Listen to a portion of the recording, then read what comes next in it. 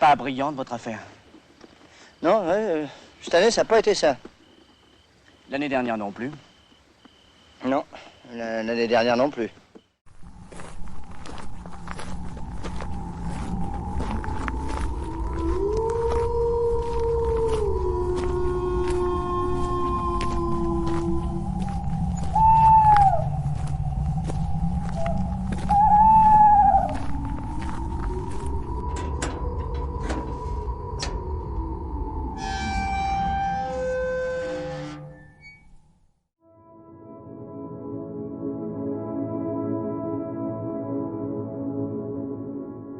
Dans la vie, il y a des années marquantes dans le monde des séries télévisées, et il y a les autres. 2023, quant à elle, a décidé de se distinguer par son caractère singulier, oscillant entre année marquante et ordinaire. Une année assez sobre qui laisse néanmoins quelques traces dans le sillon de l'histoire des séries. Dans cette rétrospective de l'année, revenons ensemble sur des fins de séries marquantes, des annulations en masse et méritées, et des recommandations. Prépare-toi à revivre les moments forts de l'année 2023 dans le monde des séries télévisées.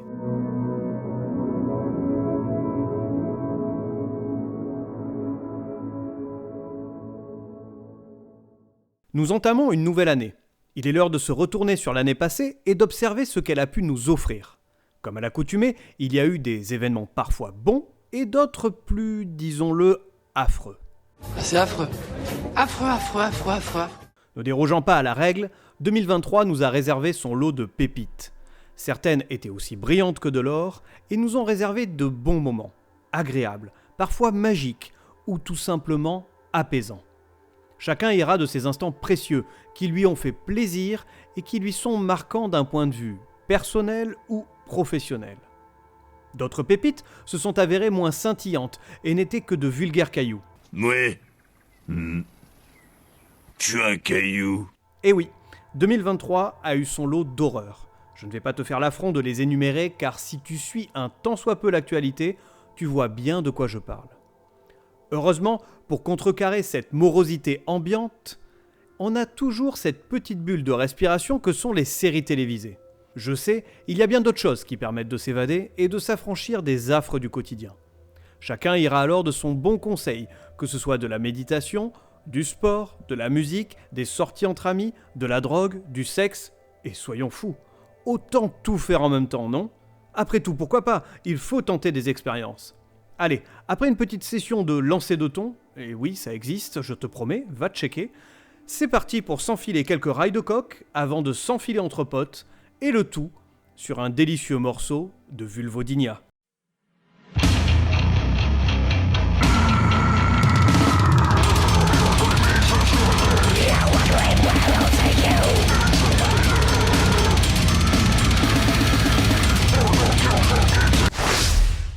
J'espérais que cette nouvelle année serait l'occasion de vous ressaisir et d'arrêter cet insatiable besoin de parler des plaisirs de la chair.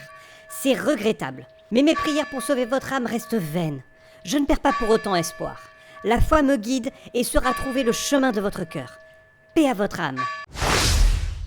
Ah, je pense savoir ce qui t'a offusqué, Marie-Constance. J'ai oublié d'intégrer la méditation dans mon exemple. Pourtant, c'est la partie la plus simple. Elle s'insère à n'importe quel moment de l'orgie, avant, pendant ou après.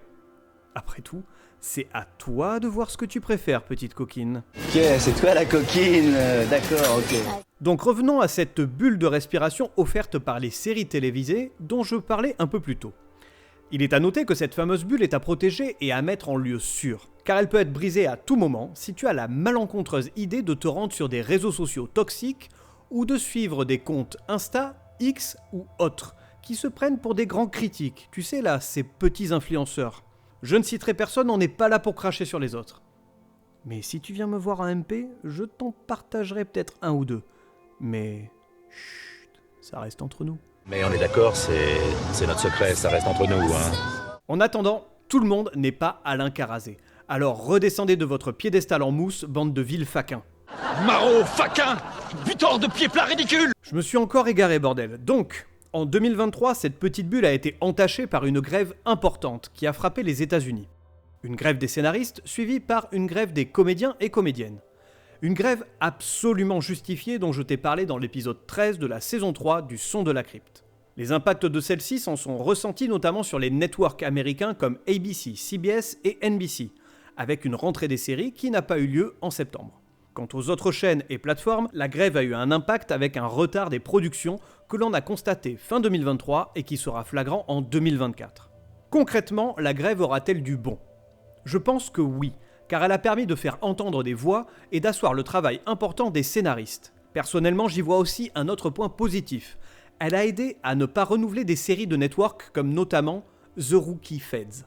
Allez hop, dégage et viens dans la crypte. Je te réserve une belle place dans la tombe des séries de merde.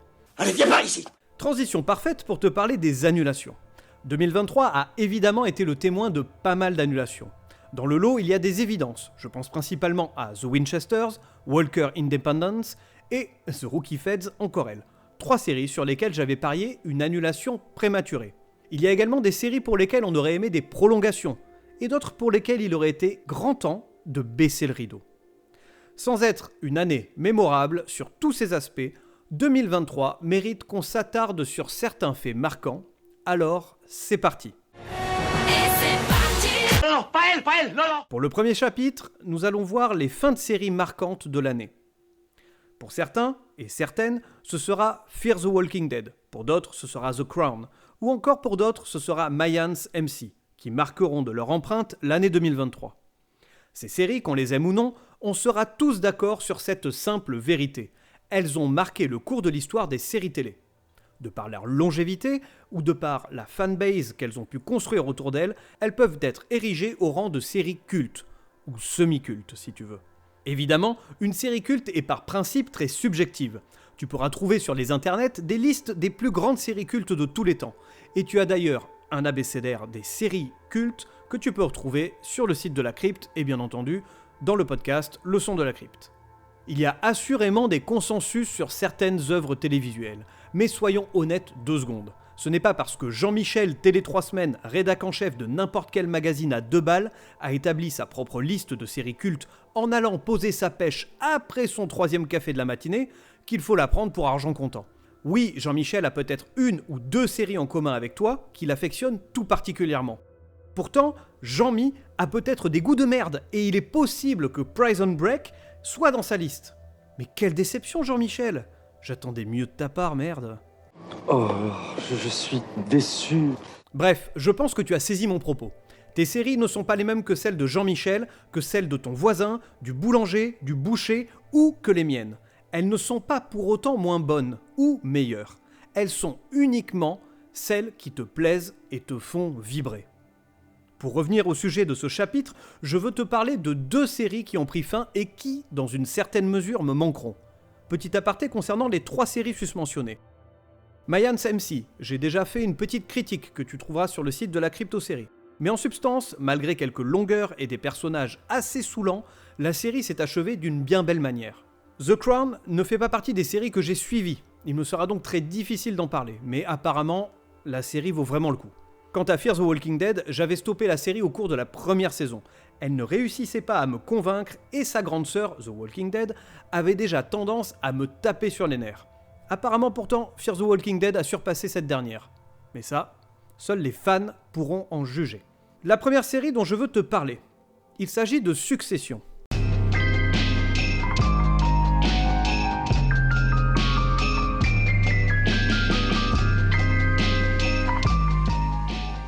Bien que n'étant pas dans mon top personnel, elle mérite sa place ici même.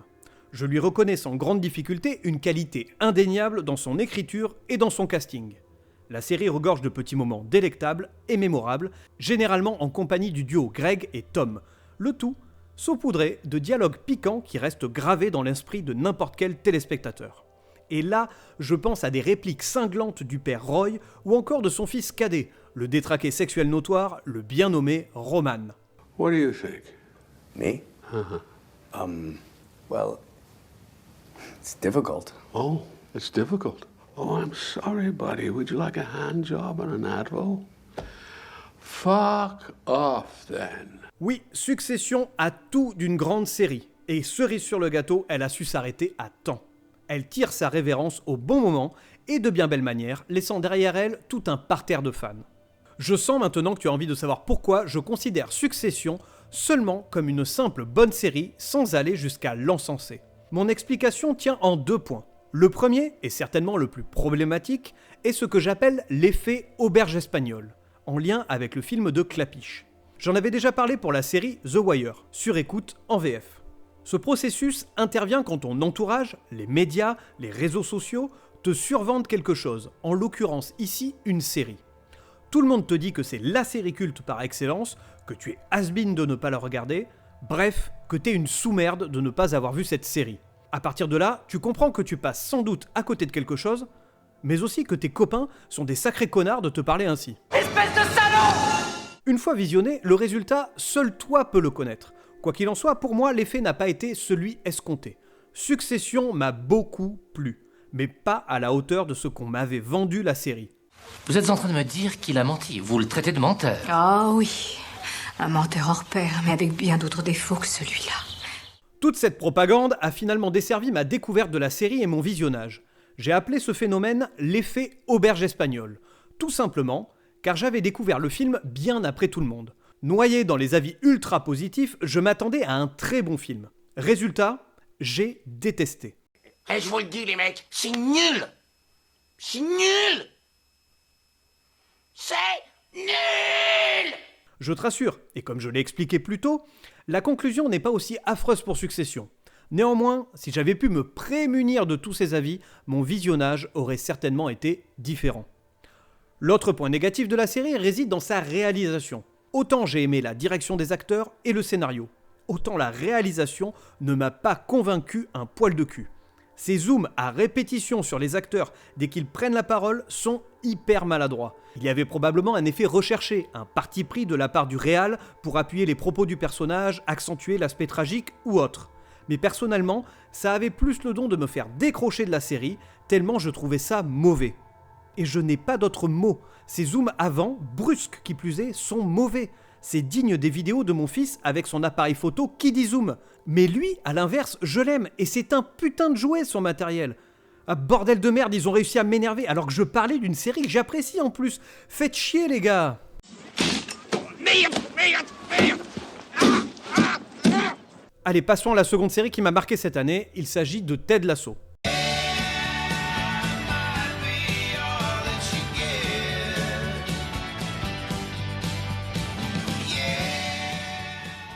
À l'heure où je tiens le micro, la série n'a pas officiellement été annulée par Apple TV+.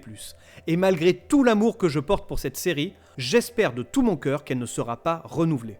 La saison 3 clôture parfaitement la série. Il serait donc inutile de repartir pour un tour avec Ted.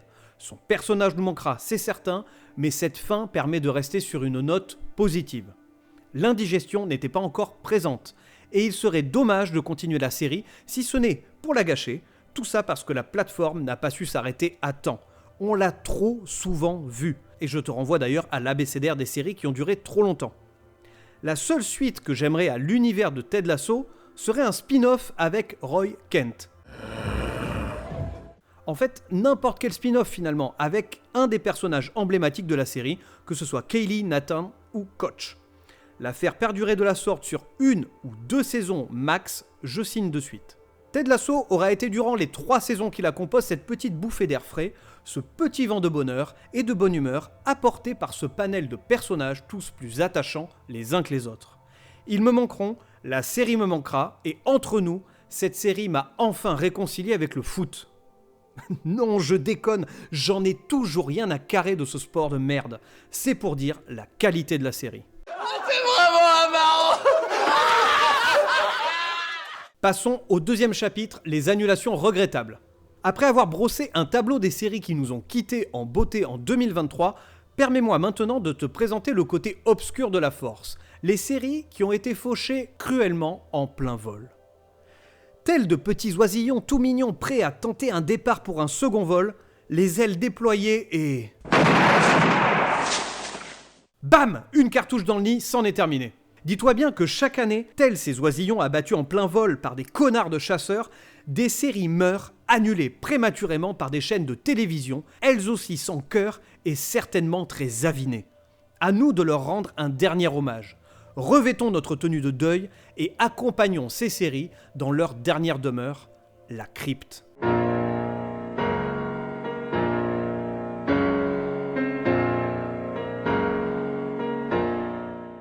Évidemment, je ne vais pas parler de toutes les annulations précoces. J'ai autre chose à foutre et certaines d'entre elles ne m'intéressent pas.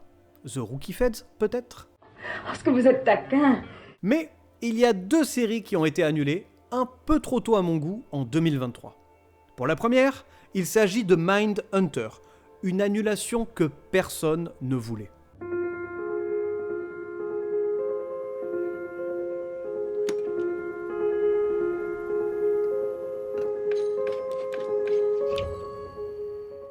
Quatre ans après la diffusion de sa saison 2, le couperet est enfin tombé. On a appris que Mindhunter n'aura pas de saison 3.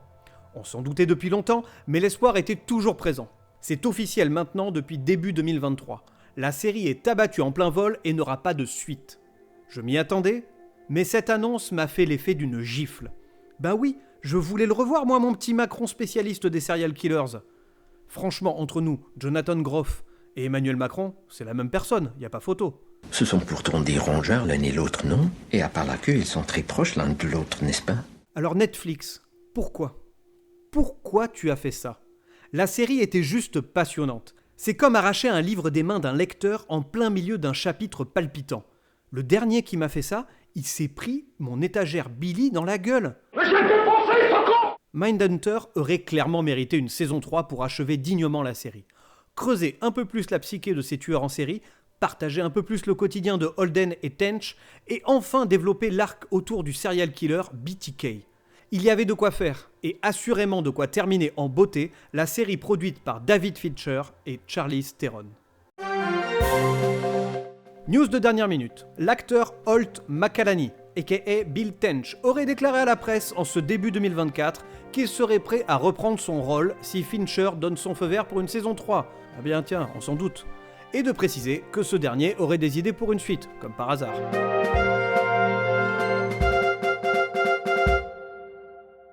Bon, alors c'est bien beau tout ça, mais si Netflix a annulé la série, c'est aussi car les audiences n'étaient pas au rendez-vous. La plateforme aux haines rouges décidera-t-elle pour autant de miser à nouveau sur la série? Ou une autre chaîne osera-t-elle prendre le flambeau? On n'en sait rien. Mais les blogs et les autres sites sur la toile se délectent de ce genre de non-information qui fait du clic. Donc laissons-les jacasser avec du vent et laissons l'avenir nous dire ce qu'il adviendra, bordel. Le putaclic, on n'en veut pas, en tout cas pas ici. Cassez-vous d'ailleurs, ça m'énerve, ça. Barrez-vous. Passons à la seconde série. Il s'agit d'une comédie, Reboot. Oh, we're definitely on the lookout for breakthrough shows. So, what do you got? I want to reboot the old sitcom Step Right Up.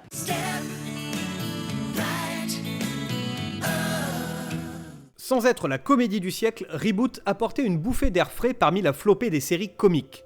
Il faut dire que le concept de départ est plutôt sympa. Ces dernières années, les séries connaissent des reboots et autres revivals à tour de bras. Reboot parle de cela en proposant une intrigue autour d'une série des années 2000 qui est relancée par une chaîne plus de 20 ans après. La série permet ainsi de voir les coulisses de la création d'une sitcom, le tout avec beaucoup d'autodérision. Je la conseille vivement, il n'y a qu'une saison et elle est dispo sur Disney+. Passons au chapitre 3, les séries qui s'arrêtent enfin, qui, selon moi, ont eu une durée de vie bien trop longue. Parmi celles-ci, certaines auraient pu tirer leur épingle du jeu, mais malgré des débuts prometteurs, elles ont fini par perdre leur éclat et leur originalité. J'ai choisi de te parler de 2 d'entre elles, Big Sky et Snowpiercer. Pour la première, il s'agit donc de Big Sky, une sorte de soap policier. They say Montana is like no place on earth. People come here to relax, unwind, or even just disappear. Elle a attiré tout d'abord mon attention pour de mauvaises raisons. Enfin surtout pour une raison, Catherine Winnick, a.k.a. Lagertha dans Vikings. Elle est méchamment bonne, elle. Des fois, avec ma cousine Kimberly, on faisait semblant qu'elle était Lagertha, et moi Ragnar, et après on... Stop, stop, stop, je ne veux pas savoir. Si tu me racontes encore une fois des histoires de cul de consanguin, je te promets que la prochaine étagère Billy, elle sera pour ta tronche, mec. T'as bien compris. Donc, outre sa plastique, j'avais tout simplement apprécié Catherine Winnick comme comédienne dans Vikings. Il faut croire que cette dernière avait quelque chose à raconter, en tout cas certainement plus que Big Sky, qui préfère zoomer sur le joli minois de Catherine ou sur son jean ultra moulant. La série enchaîne également des mauvais choix avec une intrigue vue et revue aussi captivante que de regarder un Mr Freeze fondre en plein hiver. Qu'est-ce que tu me racontes là? T'as déjà essayé? Non? Eh bien dis-toi que c'est long et chiant, tout comme Big Sky. Et que dire des personnages? Ben rien. Ils prennent des décisions toutes plus débiles les unes que les autres et manquent clairement de jugeote et de charisme. Il ne reste plus qu'à mélanger le tout pour obtenir une série qui sombre dans le mélodrame et le quasi-soap-opéra. L'intrigue devient de plus en plus prévisible, avec des rebondissements pathétiques et des moments dramatiques sans aucune saveur. Le tout saupoudré de personnages caricaturaux et tu te retrouves avec une belle série de merde. Et voilà le travail. Au final, il aura fallu 3 saisons pour mettre un terme à cette anomalie sérielle. C'est bien trop long. Un téléfilm diffusé un dimanche après-midi sur M6 aurait largement suffi. Passons à Snowpiercer. Et comme dirait l'autre, avec Snowpiercer, c'est vous qui voyez.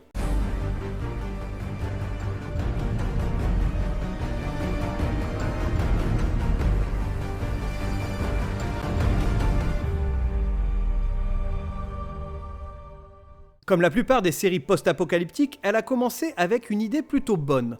Des humains confinés dans un train en mouvement perpétuel luttant pour leur survie. Le tout enrobé d'un discours politique sur la lutte des classes. Ok, sur le papier, ça s'annonce plutôt pas mal. A noter que cette dystopie est une adaptation tirée initialement d'une bande dessinée française des années 80, le Transperce-Neige. Il s'en est suivi un film coréen réalisé en 2013 par l'excellent Bong Joon-ho. Ce mec a quand même réalisé Memories of Murder, The Host et Parasite, 3 excellents films. N'ayant pas lu la bande dessinée, il me sera difficile de dire si la série est fidèle à l'œuvre originale.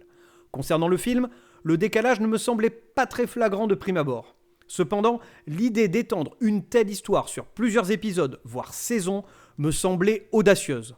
Et là, ça n'a pas loupé. Ah bah c'était sûr ça, c'était sûr. Au lieu d'explorer les dynamiques complexes de cette société en vase clos, la série a choisi de se concentrer sur des histoires secondaires insignifiantes, perdant ainsi beaucoup de son potentiel. Elle est tombée dans l'écueil de bon nombre d'autres séries dont le récit prend ses bases sur un concept fort.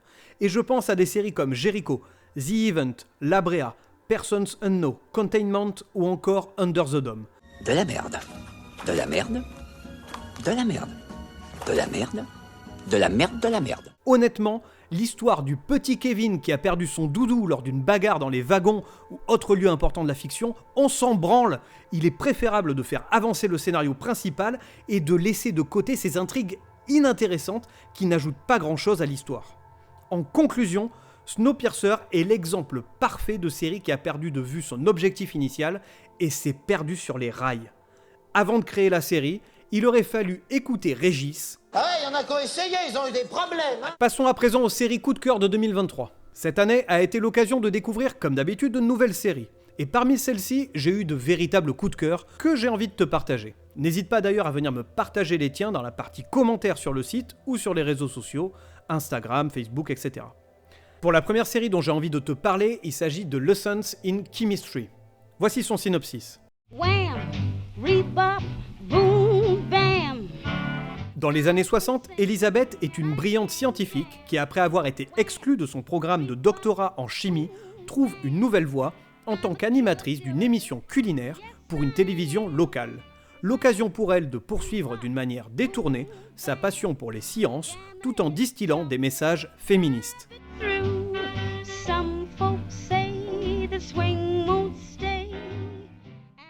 Lessons in Chemistry a été mon gros coup de cœur de la fin d'année.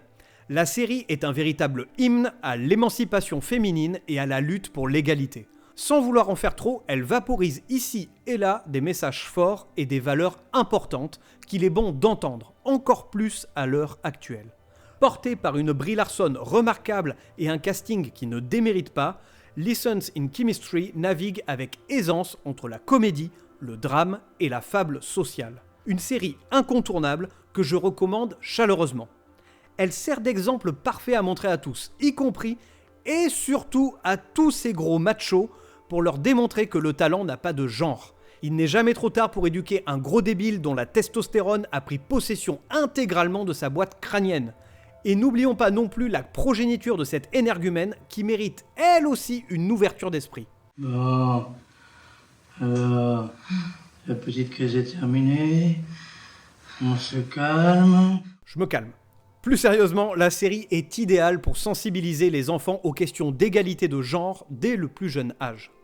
Effectivement, la capacité de Lessons in Chemistry à traiter du sujet sérieux avec légèreté et humour la rend accessible à tous les publics. Alors n'hésite pas une seconde, la série est à voir absolument. C'est une leçon de vie emballée dans une belle histoire captivante, un véritable joyau de la télévision. Pour la série numéro 2, j'ai envie de parler de Polar Park. Voici son synopsis. David Rousseau, écrivain de polar en panne d'inspiration, se rend à Mout, le village le plus froid de France, après avoir reçu une invitation mystérieuse. Dès son arrivée, la petite ville est frappée par un meurtre à la mise en scène déroutante. C'est le début d'une enquête pour le policier Louveteau et l'espoir d'une inspiration pour un nouveau roman pour David.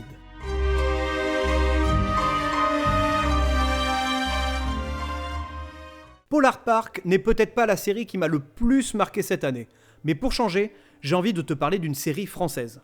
Car nous aussi, nous savons écrire des histoires et proposer des séries de qualité quand on veut. Il n'y a pas que des séries comme AB Productions ou RIS Police Scientifique. Tu vois, je sais mettre aussi un peu d'eau dans mon vin et reconnaître que les fictions françaises peuvent avoir un intérêt. Vive la République! Vive la France! D'emblée, ce qui m'a séduit dans Polar Park, c'est son atmosphère énigmatique qui émane de cette modeste bourgade, évoquant subtilement l'univers de Twin Peaks.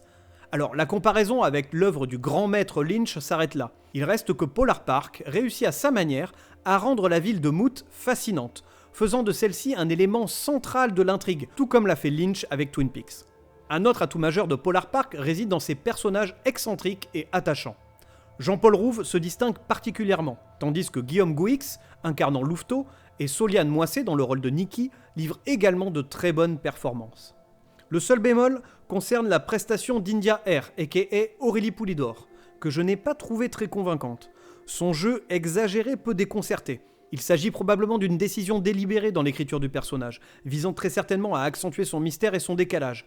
Mais cela m'a assez perturbé pendant mon visionnage et du coup m'a fait décrocher à quelques moments. C'était pas mauvais, c'était très mauvais. En conclusion, l'humour décalé, les personnages en couleur et les situations absurdes font de Polar Park une série à part dans le paysage audiovisuel français.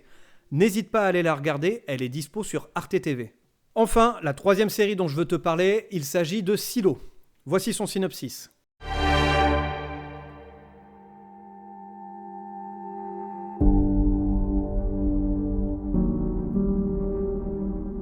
Dans un futur proche, la population est forcée de vivre dans des silos souterrains à la suite d'une catastrophe.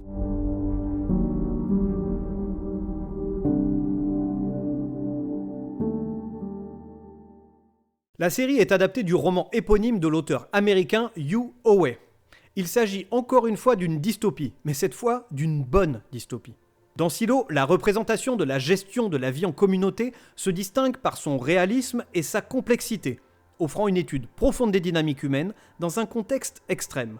Les tensions inhérentes et les luttes de pouvoir sont habilement mises en scène, ce qui rend la série captivante et vraiment intense. De plus, la série aborde avec intelligence la notion de manipulation des masses et comment des pouvoirs en place influencent la perception des individus. Des qualités notables et inhérentes qu'il est important de retrouver dans une œuvre de science-fiction. Silo, ici, marche clairement dans les traces d'œuvres cultes comme 1984 de George Orwell, Ubik de Philip K. Dick ou encore Le meilleur des mondes d'Aldous Huxley. 3 romans que je te conseille vivement de lire. Silo se démarque également par la qualité de sa production, offrant une réalisation impeccable et des performances d'acteurs et d'actrices convaincantes, ajoutant ainsi à l'immersion dans l'univers sombre et oppressant du Silo. En somme, Silo est LA série de science-fiction de 2023, alors fonce. Je finis mon café et j'y vais. Bon, j'en ai fini sur mes quelques coups de cœur, tu peux en retrouver d'autres sur mes réseaux sociaux, j'en ai partagé d'autres. Mais comme tu peux t'en douter, 2023 a également réservé quelques déceptions. Alors je vais m'arrêter là, je ne vais pas les détailler ici, parce que sinon cet épisode va être beaucoup trop long, mais sache que sur TikTok et Instagram, j'ai partagé cette liste de déceptions, et donc ainsi que tous mes coups de cœur de l'année.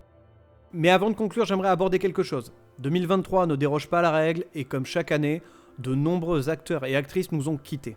L'un des décès les plus notables est certainement celui de Matthew Perry, l'ex-star de Friends. Avec son rôle culte de Chandler Bing, il restera à jamais dans la mémoire de nombreux et nombreuses fans. Cet épisode sur le bilan 2023 des séries télé s'achève ici. Il s'agissait, encore une fois, de mon point de vue, de mon retour personnel. Quel est le tien ? Est-ce que certaines séries vont te manquer ? Est-ce que certaines annulations étaient méritées ? Viens me faire part de ton bilan de l'année. Rendez-vous pour ça dans la partie commentaires sur le site CryptoSérie ou sur les réseaux sociaux Instagram, Facebook, TikTok, X et dernièrement, je me suis mis sur Thread. Tu peux retrouver tous les épisodes du Son de la Crypte sur toutes les plateformes de podcast ainsi que sur la chaîne YouTube de la CryptoSérie. Je te souhaite évidemment une excellente année 2024. J'espère qu'elle t'apportera à toi et à tes proches tout ce que tu souhaites. Je te donne rendez-vous très prochainement pour un nouvel épisode du Son de la Crypte. D'ici là, profite de la vie et bisous.